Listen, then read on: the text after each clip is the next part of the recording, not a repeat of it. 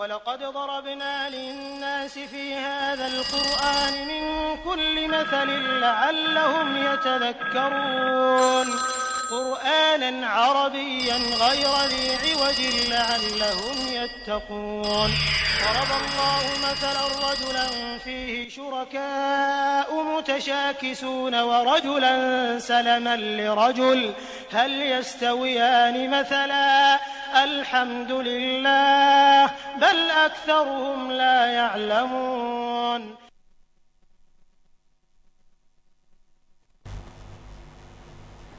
আসসালামু আলাইকুম ওয়া রাহমাতুল্লাহি ওয়া বারাকাতুহু।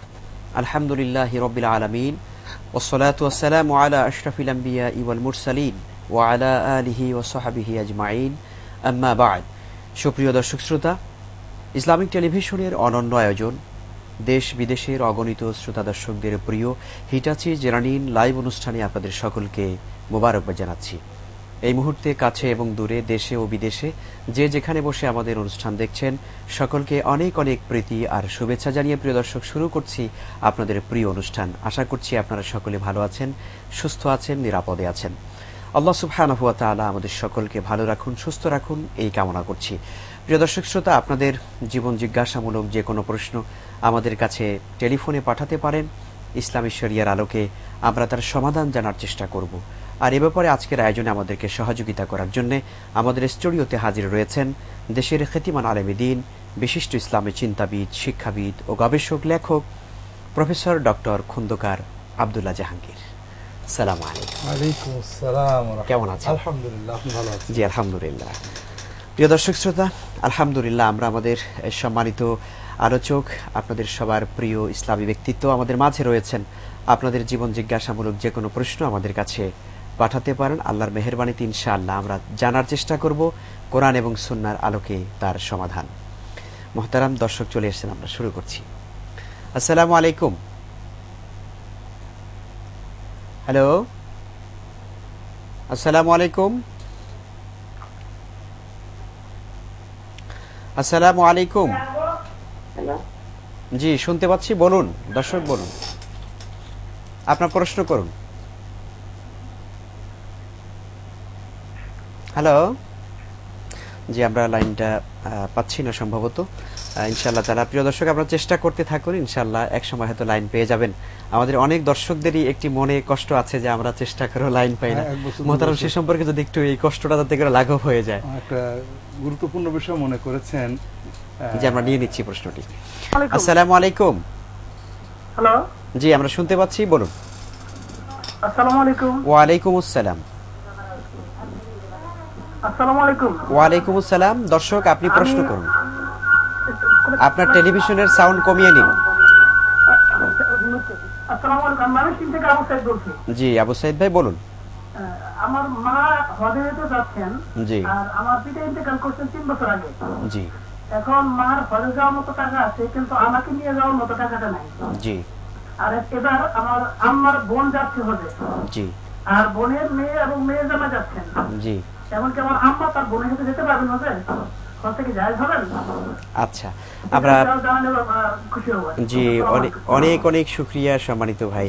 আমরা প্রশ্ন পেয়েছি, যে চলে যাচ্ছি মুহতারামের কাছে।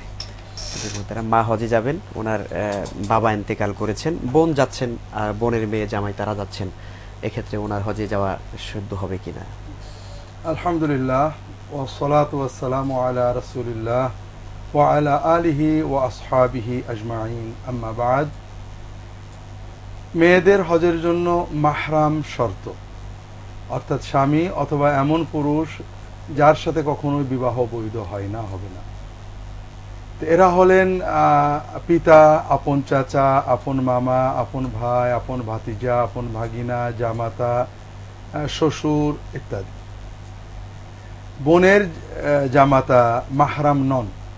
বোনের জামাতা অর্থাৎ খালা শাশুড়ি এবং বোনের জামাতা পরস্পর মাহরাম নন। এই জন্য বোনের মেয়ে এবং জামাইয়ের সাথে খালা বা খালা শাশুড়ির হজে যাওয়া বৈধ নয়। আপনার আম্মা হজের চেষ্টা করবেন, যদি কোনো মাহরাম তার যান, যেমন তার কোনো ভাই অথবা ভাগিনা, ভাতিজা যান, বা আপনার ব্যবস্থা হয় আপনার সাথে যাবেন। তা না হলে তিনি যদি একান্তই অসম্ভব হয় দ্বিতীয় ব্যক্তির হজের টাকা জোগাড় করা অথবা কোনো মাহরামের সঙ্গ পাওয়া, সেক্ষেত্রে তিনি বদলি হজ করাবেন, তাহলে হজ আদায় হবে। মাহরাম ছাড়া হজে গেলে এটা হয়তো পিকনিক বা আনন্দ হবে, কিন্তু এটা আসলে শরীয়তের দিক থেকে ঠিক হবে না। আসলে মুহতারাম, এখানে একটি বিষয় যে মাহরাম যাওয়ার ব্যাপারে আসলে ইসলামের শরীয়তের এই অন্তর্নিহিত কারণটা কেন? আসলে এটার বিভিন্ন দিক রয়েছে। বিশেষ করে হজটা একটা দীর্ঘ সময়ের অত্যন্ত কষ্টদায়ক সফর, যে সফরে একজন নারী প্রকৃতিগতভাবে দুর্বল, বিভিন্ন আমরা নিজেরা সবসময় বিভিন্ন অসুস্থতা বিপদে পড়ি। জি, আসসালামু আলাইকুম। হ্যালো, আসসালামু আলাইকুম। ওয়ালাইকুম আসসালাম। জি দর্শক, আমি বলতেছিলাম যে একজন স্বামী তার স্ত্রীকে চাকরি করতে দিবে না, যদিও স্বামী এস্টাবলিশ, জি, সে ভালো চাকরি করে, তার আর্থিক অবস্থার সমস্যা নাই। জি, এখন স্ত্রী শিক্ষিত, সে চাকরি করতে চাচ্ছে, এক্ষেত্রে শরীয়ত কি বলে? আচ্ছা আচ্ছা, জি আমরা জানবো। আপনাকে অনেক অনেক ধন্যবাদ জানাচ্ছি।